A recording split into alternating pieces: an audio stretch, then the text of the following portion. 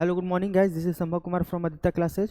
We are doing the remaining part of chapter Political Parties. हम लोगों ने इससे पहले वाले लेक्चर में बहुत कुछ किया है इस चैप्टर के रिलेटेड, जिसमें हम लोगों ने देखा नीड क्यों होना चाहिए पॉलिटिकल पार्टीज़ का रोल क्या होता है, पॉलिटिकल पार्टीज़ का कंपोनेंट क्या होता है, जिसमें देखा है कि लीडर होता है, एक्टिव मेंबर होता है, एक फॉलोअर होता है।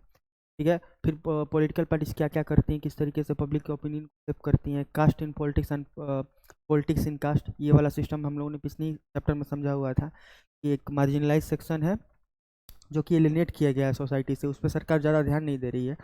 तो हमारा जो पॉलिटिकल राइट्स आया है, तो पॉलिटिकल राइट्स हम क्या कर सकते हैं, कोई भी यहाँ पे कैंडिडेट बन सकता है। तो हम उस कास्ट को बोलेंगे कि देखो भाई, हम तुम्हारे मसीहा हैं और हम ही तुमको सारा का सारा राइट दिलवाएंगे। तो उस कास्ट से एक कैंडिडेट खड़ा हो गया और उस कास्ट का वोट को क्या कर सकता है, एब्जॉर्ब कर सकता है, खींच सकता है, उस कास्ट के वोट से लेजिस्लेटिव असेंबली में जा सकता है। और लेजिस्लेटिव असेंबली में जाएगा या स्टेट में जाए या पार्लियामेंट में जाए, लोकसभा में जाए, ठीक है, तो वहाँ पे उन लोगों की बातों को रख सकता है, उन लोगों के लिए लॉ बना सकता है, अपनी बातों को मनवा सकता है। ठीक है, सिंपल सी बात है ये वाला। फिर पॉलिटिक्स में क्या कर सकते हैं, पॉलिटिक्स में लोग कम्युनल पॉलिटिक्स भी कर सकते हैं। कम्युनल पॉलिटिक्स क्या था कि धर्म के नाम पे पॉलिटिक्स, ठीक है, तो धर्म के नाम पे पॉलिटिक्स होता है, लेकिन जब अपना धर्म आप दूसरे के धर्म से बेटर बताने लगेंगे, जैसे बोलेंगे कि हम हिंदू हैं, वो क्रिश्चियन है, हमारा हिंदू धर्म क्रिश्चियन धर्म से बहुत ज़्यादा बेहतर है, उसके 4-5 कारण गिनवा देंगे हम कि ठीक है, वो लोग गोरे हैं, वो लोग बड़ा अत्याचार किए हुए हैं, वो लोग काले पे अत्याचार करते हैं, पूरा का पूरा कॉलोनी बना कर रखे थे, ठीक है, सब लोग अत्याचार किया, तो क्रिश्चियन धर्म के लोग खराब होते हैं। ठीक है, तो इस तरीके से क्या करके हम किसी एक धर्म के नाम पे एक धर्म को सुपीरियर बना के, देखो हम लोग बहुत फिलोसफिकल लोग हैं और हम लोग इतना अत्याचार नहीं किए हुए अपने सोसाइटी पे जितना ये लोग किए हुए हैं, इसलिए हम लोग अच्छे हैं इनसे, तो इनसे तुम नफरत करो और वोट हमको दो। अगर हमको तुम वोट दोगे तो हम इनके खिलाफ कार्रवाई करेंगे या इनके धर्म को रेस्ट्रिक्ट करेंगे किसी भी तरीके से। ये कॉमनल पॉलिटिक्स हो गया, मतलब feeling of one religion to superior to another religion. ठीक है, सिंपल सी बात है, अपने रिलीजन को दूसरे रिलीजन के बेसिस पे क्या मानना, सुपीरियर मानना। कम्युनल पॉलिटिक्स भी कर सकता है, पब्लिक ओपिनियन को शेप किया जा सकता है, डिफरेंट पार्टीज़ को, डिफरेंट रिप्रेजेंटेटिव को मिला के एक पार्टी फॉर्म होता है। एक तरीके से पूरा का पूरा जो होल सिस्टम था वो हम लोगों ने मोटा मोटी समझ लिया है। और need for the political parties और what political parties can do, ये वाला इंपॉर्टेंट बहुत है, पिछले लेक्चर जाकर देख लीजिएगा, बहुत ज़्यादा इंपॉर्टेंट है। ठीक है, हम लोगों ने देखा कि पार्टीज होती हैं, तो पार्टीज जो भी पूरा का पूरा सिनेरियो था वो हम लोगों ने बहुत अच्छे तरीके से समझ लिया है। अब हम लोग को क्या देखना है कि मेजर पॉलिटिकल पार्टीज, हम लोगों ने पिछले क्लास में देखा था कि इलेक्शन कमीशन से 750 से ऑलमोस्ट 750 या 750 से ज़्यादा, क्या है, ये तो पुराना डाटा है, अभी 750 से ज़्यादा भी हो गया होगा, पार्टीज रजिस्टर है, लेकिन सब सीरियस कंटेंडर नहीं है, बस अपना इलेक्शन कमीशन के पास रजिस्टर करवा देती हैं। इलेक्शन कमीशन का क्या रोल था वो मैंने आपको बहुत अच्छे तरीके से दिखा दिया है। लोकसभा का इलेक्शन 5 साल बाद होता है, राज्यसभा तो कंटिन्यूइंग चैम्बर है, ठीक है, इनडायरेक्टली इलेक्टेड मेंबर जाते हैं। स्टेट असेंबली में 5 साल के बाद चुनाव होता है। बाद चुनाव करवाएगा कौन, चुनाव के लिए अरेंजमेंट कौन करवाएगा, वो तो अलग बात है कि स्टेट असेंबली का डिसोल्यूशन होता है। ठीक है, उसके बाद चुनाव फिर से कैरी करवाया जाता है कि फिर भाई नेक्स्ट टर्म के लिए फिर से जनता को मौका दो, अब तुम्हारा रिजल्ट आने का। मतलब 5 साल तुम पढ़ रहे थे, अब तुम कैसा पढ़े हो, अब तुम्हारा रिजल्ट आएगा। मतलब 5 साल के लिए जनता के लिए तुम सेवा कर रहे थे, अब जनता बताएगा तुम कितना सेवा किए हो। फिर से वोट देके तुमको जिता दिया था, यानी तुम अच्छा काम किए थे, और फिर से वोट देके नहीं जिता रहा है, तो जनता को भी तो मिलना चाहिए, तो डेमोक्रेसी है। और जनता को मिलता ही नहीं कि एक बार जो पार्टी बना दिया जीवन भर रूल करता है, ये डेमोक्रेसी रहता ही नहीं। इसलिए जनता को क्या मिलता है, हमेशा 5 साल के बाद टाइम टू टाइम मिलते रहता है कि अपना वोट डाल के अपने जो भी कॉन्शियसनेस है तो साबित करे, अपना रिजल्ट बताए कि नहीं भाई तुम कैसा काम किए हो। सिंपल सी बात है, वो हो गया। अभी नेशनल पार्टीज हम लोग देखते हैं कि भाई नेशनल पार्टीज माना किसको जाए, स्टेट पार्टीज माना किसको जाए। जैसे मान गए कि आरजेडी स्टेट पार्टी है एक टाइप से, ठीक है, और एक बीजेपी जो हो गया, कांग्रेस हो गया, ये सब क्या है, नेशनल पार्टीज है। आप हो गया नेशनल पार्टीज है, बहुजन समाज पार्टी है जो नेशनल पार्टी है। तो ठीक ये सब पार्टीज क्राइटेरिया क्या होना चाहिए, ठीक है, ये बहुत इंपॉर्टेंट है। ये आने का 100% चांस बनता है। देखिए, आई डोंट नो कि क्या आएगा क्या नहीं आएगा, ठीक है, हम कोई दलाल वगैरह तो है नहीं कि आपको आपके लिए मतलब क्वेश्चन पेपर ला के दे देंगे। मार्केट में इस तरीके से दलाल से बचना भी चाहिए, बचते भी रहिएगा, नहीं कि बोलेगा 5,000 रुपये दो भाई तुमको बोर्ड का पेपर दे देंगे, तो इस सभी चक्करों में नहीं फंसना है। ठीक है, कंटेंट के बेसिस पे जाना है और अपने आप पे कॉन्फिडेंस रखना है, क्योंकि आगे भी तो पढ़ना है, आज तो पास हो जाओगे, आगे क्या करोगे। ठीक है, तो हम लोग को क्या देखना है, क्राइटेरिया देखना है। चलिए ज्ञान की बातों को छोड़ते हैं, अब क्राइटेरिया देखते हैं हम, नेशनल पार्टीज के लिए क्राइटेरिया क्या क्या है। सॉरी, ठीक, नेशनल पार्टीज के लिए क्राइटेरिया क्या क्या है। सबसे पहले तो आपको इलेक्शन कमीशन पे पास रजिस्टर कराना पड़ेगा इस चीज़ को। देखिए हम पार्टी हैं, हम चुनाव लड़ना चाहते हैं, हम एक पार्टी हैं। पहले इलेक्शन कमीशन के पास रजिस्टर करवाइएगा, वो आपका देखेगा कि आपके पास क्या है, आपके पास आपका पूरा पूरा बैकग्राउंड क्या है। कोई भी पार्टी, कोई भी जब कोई भी रिप्रेजेंटेटिव, कोई भी कैंडिडेट जाता है तो उसका देखा जाता है क्रिमिनल हिस्ट्री क्या है, इसके पास कितना पैसा है, उतना पैसा मेंशन किया है कि नहीं। ये नहीं कि अपने आप को गरीब बता के, भाई देखो यार हम बहुत गरीब हैं, गरीब के बच्चे, हम समाज की सेवा करेंगे, और उसके पास करोड़ों का संपत्ति पड़ा हो। ठीक है, तो इलेक्शन कमीशन इन सभी चीज़ों को चेक करके, ठीक है, कैंडिडेट को पहले भी सर्टिफाई करता है और पार्टीज को भी सर्टिफाइड करता है। पार्टी को क्या देता है भाई, एक सिंबल देता है, और एक सिंबल एक पार्टी को मिल गया तो दूसरा सिंबल दूसरे पार्टी को नहीं मिल सकता है। ये भी तुरंत केस मुंबई में हुआ था, महाराष्ट्र में। शिवसेना का जो पार्टी का स्प्लिट हुआ तो एक बोल रहा था हम असली शिवसेना है, एक बोल रहा था हम असली शिवसेना है। ठीक है, तो ये इसमें तो इसके अंदर नहीं जाना है, लेकिन इस तरीके से पार्टी में कॉन्फ्लिक्ट भी हो सकता है, तो इसको कौन रिजॉल्व करेगा, इलेक्शन कमीशन रिजॉल्व करेगा। और इलेक्शन कमीशन पे कोई डिस्प्यूट आ गया तो फिर कोर्ट की तरफ हम लोग क्या करेंगे, मार्च करेंगे। चलो ठीक है। ठीक है, डिटेल क्राइटेरिया मतलब नेशनल पार्टी को कौन बनेगा, स्टेट पार्टी को बनेगा। तो वोटिंग के क्राइटेरिया पर बताया पहली बात, तो पहला क्राइटेरिया क्या होगा, वोटिंग के बेसिस पे, on the basis of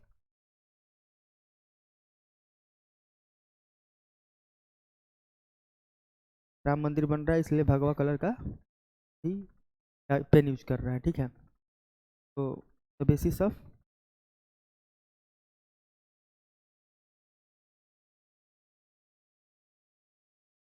votes secured by A party,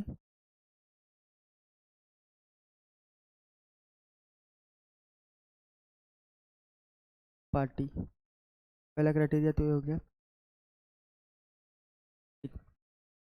on the basis of vote secured by A party मतलब कितना वोट या स्टेट इलेक्शन में हो, या तो तुम्हारा central election, central government, union government का जो इलेक्शन, लोकसभा का जो इलेक्शन, कितना वोट ये सिक्योर किया है टोटल वोट में। मान लीजिए अगर 130 करोड़ पॉपुलेशन है, ठीक है, तो हम इसको 100% में कैलकुलेट कर लेते हैं। 130 करोड़ को 100 मान लिए तो मान लेते हैं 130 करोड़ में कैलकुलेशन करेंगे बहुत ज़्यादा टफ हो जाएगा। हम आपको समझाने के लिए मान लीजिए कि पूरा भारत का पॉपुलेशन कितना है, 100 है। 100 लोगों से भारत का पूरी देश बना हुआ है। उसमें से अगर कोई पार्टी 10 वोट लेती है तो 10 वोट मतलब 10 लोगों का वोट लेके जाती है तो क्या होता है, वो 10% वोट हो गया। कोई 15 लोगों का वोट लेके जाती है तो 15% वोट हो गया। कोई 7 लोगों का वोट लेके जाती है तो 7% ऑफ टोटल वोट हो गया, सिक्योर्ड हो गया। और सीट क्या बेसिस, क्या है सीट के बेसिस पे क्या होता है, तो ये ठीक है। फिर दूसरा क्या है, दूसरा है आपका पॉइंट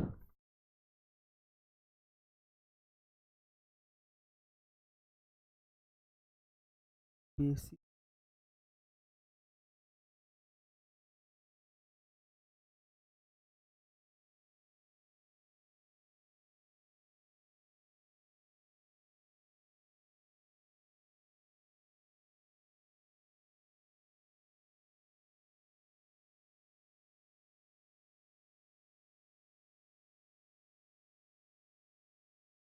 इन लिख दीजिए यहाँ पे, इन इलेक्शन।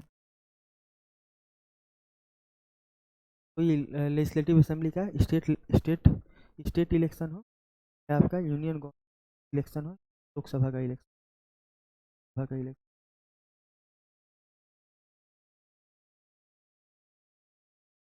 हो, कितना सीट किसी भी स्टेट असेंबली में या पार्लियामेंट में हो, सभा में हो, कितना सीट कोई पार्टी जीत के आए, इसके बेसिस पे क्या होता है, पूरा का पूरा क्राइटेरिया बनता है। तो यहीं आगे देखेंगे हम लोग स्टेट पार्टीज के लिए क्या क्राइटेरिया है और नेशनल पार्टीज के लिए क्या क्राइटेरिया है। ठीक है, चलिए आगे बढ़ते हैं। ये है जो आपका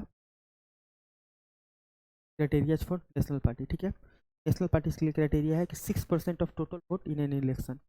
मान लीजिए इस देश में 100 लोग हैं, इसमें से 70 लोग क्या करेंगे, वोटिंग कर रहे हैं। 70 लोग क्या कर रहे हैं, वोटिंग कर रहे हैं।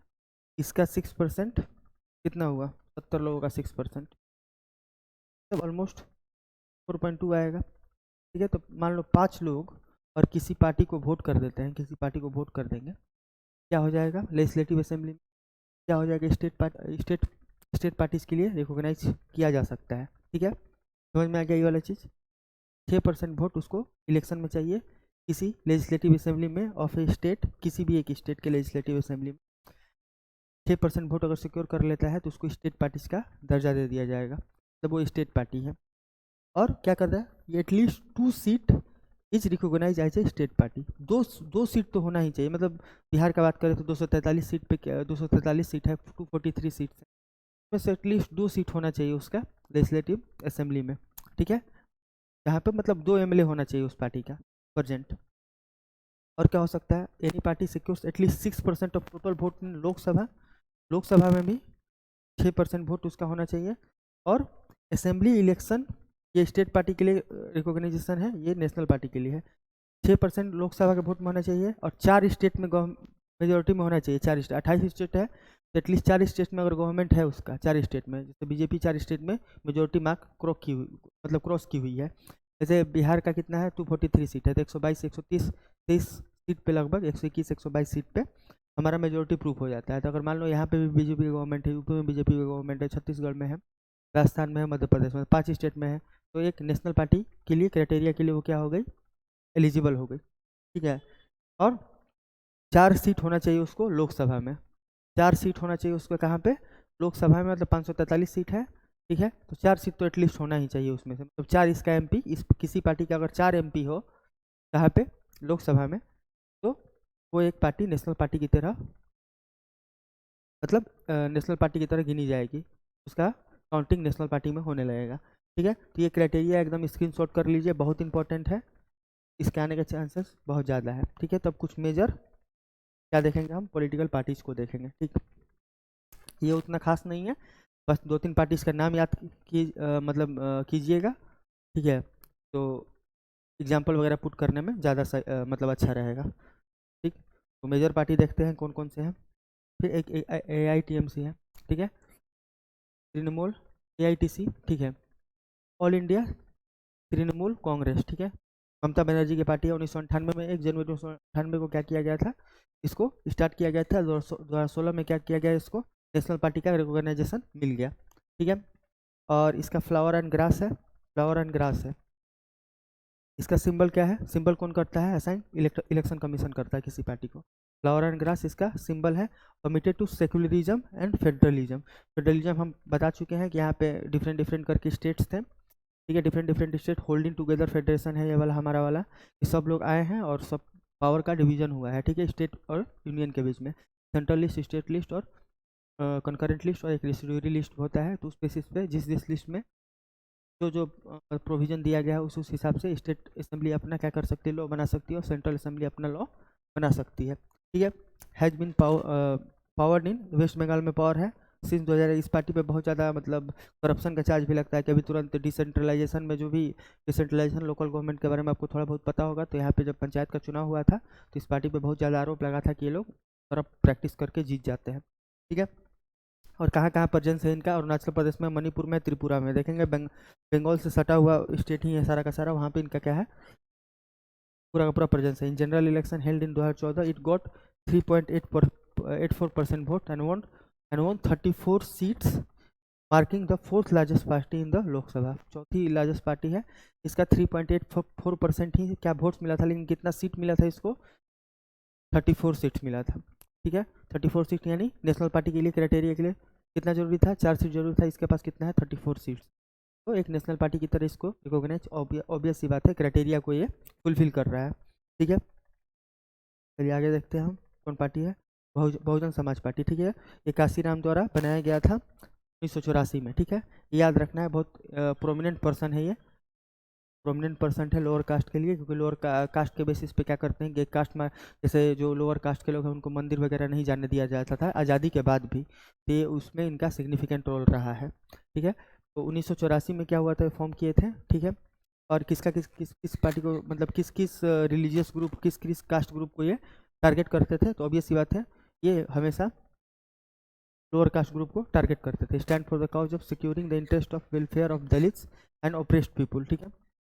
इनका क्या आइडियोलॉजी क्या रहा है कि वेलफेयर करेंगे, जो डिप्रेस्ड है, जो मार्जिनलाइज है, दलित वाला सेक्शन है जिनको मारा जाता है। अभी भी आप कभी देखिएगा कि किसी स्वर्ण मतलब अपर कास्ट के लोग, उनसे उनके गली से अगर कोई जो दलित वगैरह का और किसी लोअर कास्ट लोगों का बारात वगैरह गुजरता है तो लोग गोली उली मार देते हैं, जूता उता मार देते हैं उसको, ऊपर से ईंट वीट फेंक देते हैं, बारात को जाने नहीं देते हैं। तो अभी भी ये सब चलता है, समाज का हास और डार्क रियलिटी है ये, तो इसके साथ जीना सीखना पड़ेगा हम लोग को, और इसके खिलाफ आवाज़ उठाना पड़ेगा हम, ठीक है। It has the main base in the state Uttar Pradesh and उस टाइम से मायावती भी इन्हीं के पार्टी की लीडर थी। Neighbouring state like Madhya Pradesh, Chhattisgarh, Uttarakhand, Delhi and Punjab forming government UP several times by taking the support of different parties at different times, ठीक है। बहुत बार अलायंस करके अपना गवर्नमेंट यूपी में बनाई हुई है। और एक जो मायावती थी उसके लिए कहा जाता है कि वो मतलब वहीं मंदिर में, जब मंदिर में दलितों का एंट्री नहीं बैन था, लेकिन मंदिर में वो जाके इस तोड़ दी थी, ठीक है। चलिए, अच्छी बात है, ये हो गया। ये इंपॉर्टेंट है, इसके लिए आप एक स्टार मार्क कर लीजिएगा यहाँ पे, इंपॉर्टेंट है, इसका स्क्रीनशॉट ले सकते हैं आप, ठीक है। हो गया होगा, चलिए अभी देखते हैं भारतीय जनता पार्टी। ये भी एक प्रोमिनेंट पार्टी है जिसका अभी गवर्नमेंट चल रहा है, श्यामा श्यामा प्रसाद मुखर्जी द्वारा 1951 में क्या किया गया था इसको। अटल बिहारी वाजपेयी भी इसी पार्टी के बहुत बड़े लीडर रहे हैं, ठीक है। तो 1951 में श्यामा प्रसाद मुखर्जी, ठीक है, इन्होंने क्या किया था, इसका न्यू रखा था, न्यू मतलब बेस रखा था। 1980 में भारतीय जनता पार्टी बनी, जनता पार्टी के बाद। पहले इसका नाम क्या था, जनता पार्टी था, मोरारजी देसाई, ठीक है। मोरारजी देसाई इसके प्रोमिनेंट लीडर रहे हैं, ठीक है। जनता पार्टी के बाद क्या बन गया आपका, भारतीय जनता पार्टी बन गया 19 के बाद, ठीक है। Wants to build a strong modern day India drawing inspiration from India ancient culture, ठीक है। वो बोलते हैं कि हमारा इंडियन एंशिएंट कल्चर का इतना सुप्रीमेसी है, तो हम इस यहीं से क्या करेंगे, अपना आइडियाज़ को ड्रॉ करेंगे, ठीक है। ये हमेशा अपने ग्लोरीफाइड पास्ट के लिए अपने आप को प्रेस करते हैं, अपने कंट्री को प्रेस करते हैं। जैसे इन लोगों का देख लीजिएगा, अभी बीजेपी का गवर्नमेंट आया तो बीजेपी गवर्नमेंट का अखंड भारत, ये सब एंशियंट पार्ट से क्या है, ओरिजिनेटेड है। एंशियंट पार्ट में हमारा अखंड भारत रहा है। अभी रानी कमलापति और जो भी इम्पोर्टेंट, छत्रपति शिवाजी, कभी कभी मोदी जी को बोलते हुए सुनिएगा तो अपने एंशियंट को बहुत ग्लोरीफाई करते हैं, जो कि करना भी चाहिए, है भी तो करना चाहिए, ठीक है, कोई दिक्कत नहीं है। And values of Deendayal Upadhyaya ideas, अभी देखिए मुगल सराय का नाम दीनदयाल उपाध्याय स्टेशन हो गया है। तो जिन जिन लोगों से इन्होंने इंस्पिरेशन ड्रॉ किया है, जिन इंस्पिरेशन मानते हैं, उनके लिए कुछ ना कुछ करते ही हैं, ठीक है।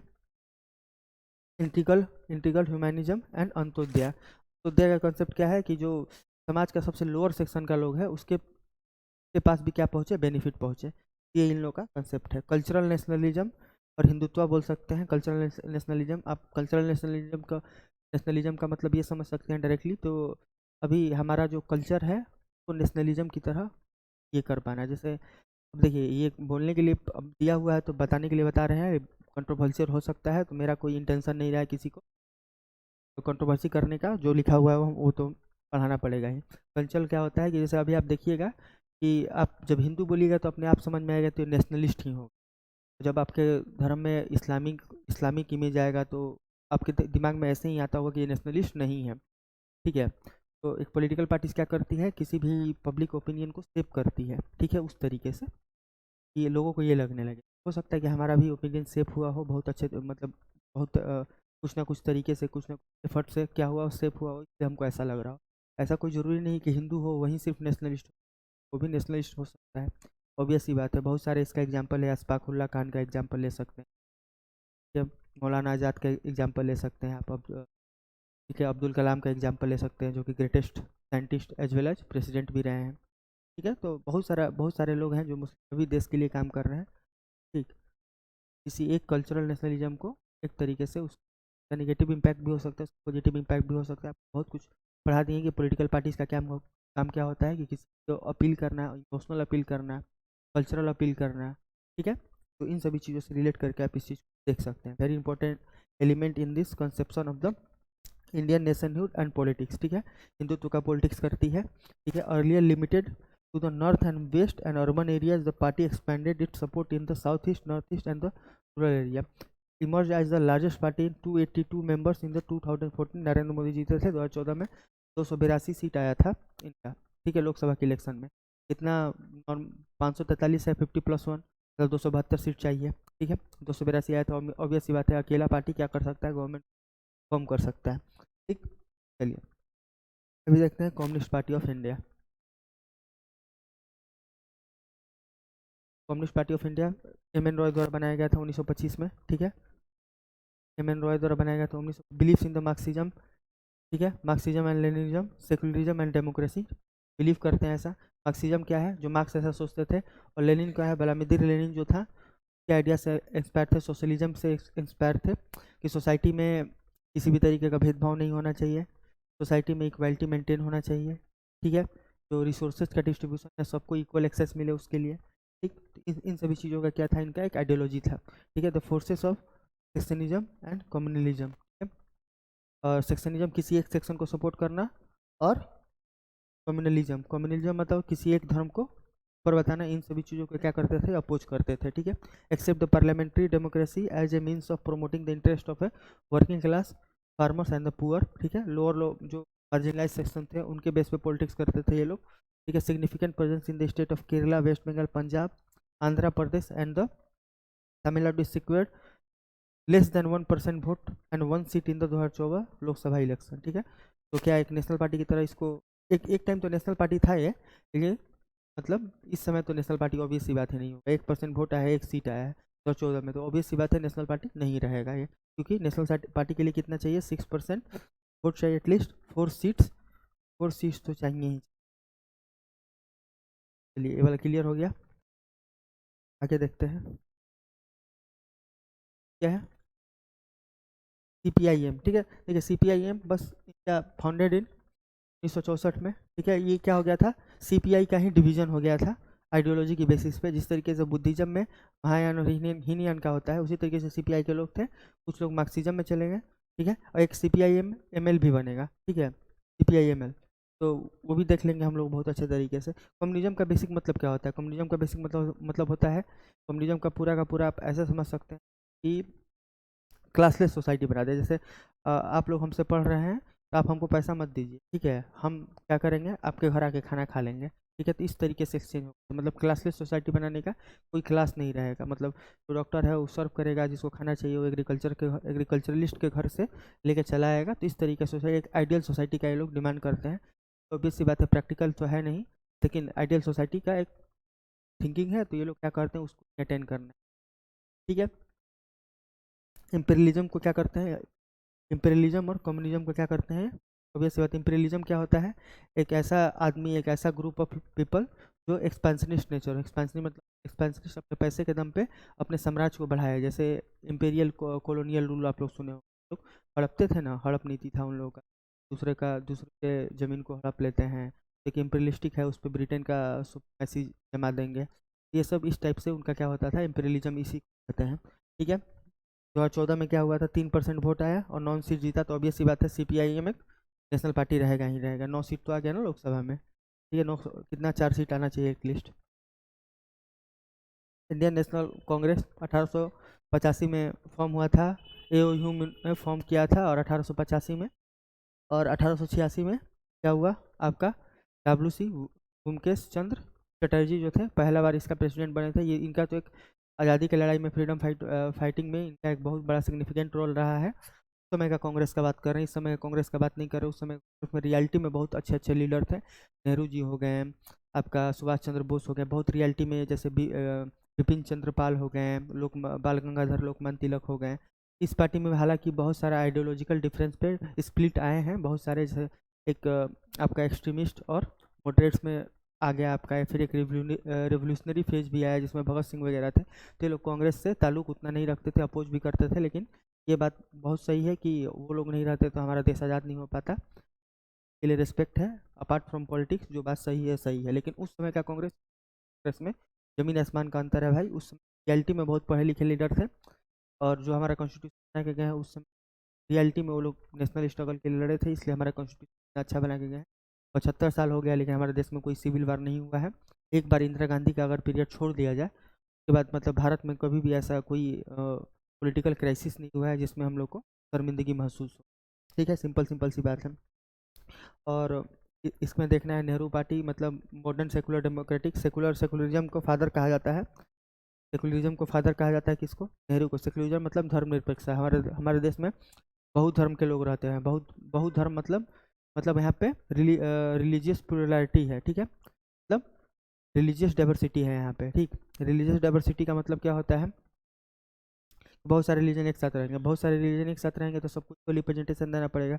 और कोई मान लो कोई मेजोरिटी में तो माइनॉरिटी के ऊपर चढ़ सकता है, तो इसको सॉल्व करने के लिए सेकुलरिज्म का कॉन्सेप्ट लेके आया गया। सेकुलरिज्म मतलब धर्मनिरपेक्ष भारत किसी भी धर्म को सुप्रीम नहीं मानता है, किसी धर्म को छोटा नहीं मानता है, सबको इक्वल समझता है, और धर्म के नाम पे किसी को कभी कोई रिजर्वेशन या किसी को प्रायोरिटी नहीं मिलेगी। सिंपल सिंपल सी बात है। 1977 और 1980 के बाद क्या हुआ था, इस पार्टी में बहुत सारा अलायंस देखने के लिए मिले थे। अलायंस वाला गवर्नमेंट समझ गए, ठीक है। 1980 से लेकर 2014 तक अलायंस वाला ही गवर्नमेंट चला है। अलायंस वाला गवर्नमेंट का ये होता है कि अनस्टेबल गवर्नमेंट होता है। एक पॉजिटिव कंसिक्वेंस भी होता है कि सारे धर्म मतलब सारे सेक्शन के लोग एक साथ आ जाते हैं, ठीक है। सारे सेक्शन के लोग अगर एक साथ आ जाएंगे तो सारे सेक्शन का रिप्रेजेंटेशन मिल जाएगा गवर्नमेंट में। एक तो पॉजिटिव पॉइंट होगा। नेगेटिव पॉइंट क्या हो गया कि कभी कोई पार्टी छोड़ के जा रहा है, सरकार गिर रहा है, तो देश में थोड़ा बहुत क्या होता है, डेवलपमेंट कॉम्प्रोमाइज़ हो जाता है, क्योंकि सारे नेता होते हैं पॉलिटिक्स में ही लगे हुए होते हैं और देश को सब लोग पीछे छोड़ देते हैं। तो एक बहुत ही अनस्टेबल गवर्नमेंट फॉर्म हो सकता है, ठीक है। इसका क्या है मेन आइडिया, प्रोमोट सेकुलरिज्म, ठीक है। सेकुलरिज्म इसका मेन आइडिया है welfare of the weaker section and minorities, ठीक है। वेलफेयर करती है वीकर सेक्शन का या माइनॉरिटीज का, ठीक है। सिंपल सिंपल सी बात है।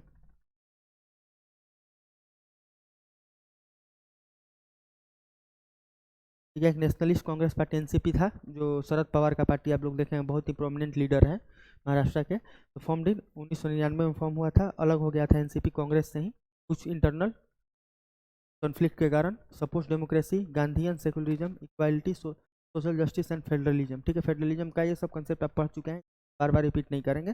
देखना होगा तो मेरे पहले वाले लेक्चर में जाकर देख सकते हैं। The major party in Maharashtra has a significant presence in Meghalaya, Manipur and Assam. क्या प्रेजेंस है मेघालय, मणिपुर, असम में। The coalition partner of the state Maharashtra in alliance with the Congress since 2004 के साथ महाराष्ट्र में कांग्रेस के साथ अलायंस में है। अभी तो शिवसेना का गवर्नमेंट है जो कि बीजेपी के साथ अलायंस में है, ठीक है। इसको यूनाइटेड प्रोग्रेसिव अलायंस बोलते हैं, बता चुके हैं कि एनडीए होता है, और एक नेशनल डेमोक्रेटिक अलायंस होता है, एक यूनाइटेड प्रोग्रेसिव अलायंस होता है। दो टाइप का अलायंस है, इसको लेफ्ट अलायंस बोला जाता है, तो राइट अलायंस बोला जाता है। लेफ्ट और राइट का भी आइडियोलॉजी का अपना एक कहानी है, तो उसको यहाँ पर डिस्कस करना कोई मतलब नहीं बनता है, अभी आपके स्कोप से बहुत बाहर का चीज़ है वो, ठीक।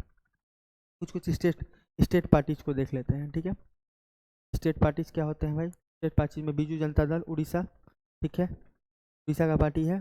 बीजू पटनायक के द्वारा, नवीन पटनायक उनके बेटे हैं, अभी उनके चीफ मिनिस्टर हैं, ठीक है। एक सिक्किम डेमोक्रेटिक फ्रंट हो गया जो सिक्किम में वर्क करता है। तेलंगाना राष्ट्र समिति तेलंगाना में वर्क करता है, और मिजो नेशनल फ्रंट मिजोरम में है, ठीक है। ये सब जो चीज़ है इस आप 3-4 याद करिए। आरजेडी भी लिख सकते हैं यहाँ पे, आरजेडी लिख सकते हैं, ठीक है।